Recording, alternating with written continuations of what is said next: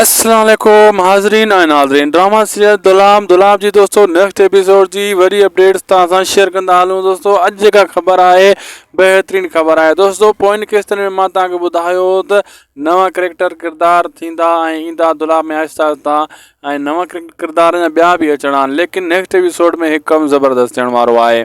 उहो दोस्तों इन में तव्हां इहो ॾिसंदो त हाणे शाहनवाज़ ख़ान जेको आहे उहो पढ़ाईंदो जुमे खे त तूं बक मंसूर ख़ान जे मथां राज़नि जे अॻियां त बाबा तव्हांजी भेण ओॾां वई, मां कुझु पैसनि जी ख़ातिर इहो कमु कयो हुयो, लेकिन मंसूर ख़ान जा माण्हू मंसूर ख़ान ॾांहुं वठी विया। मंसूर ख़ान तव्हांखे ब्लैकमेल करणु चाहे थो, जीअं ही केस मां हथु खणनि राज़नि वारा ऐं पंहिंजी जेको मिठण जो जेको खून जो केस लॻो आहे, मंसूर ख़ान जेल में आहे ऐं पोइ मंसूर ख़ान ब्लैकमेल कंदो तव्हांखे ऐं खून जे ज़रिए ऐं पोइ हू आज़ादु थी वेंदो। इन जे करे उन इहो क़दमु खयों आहे।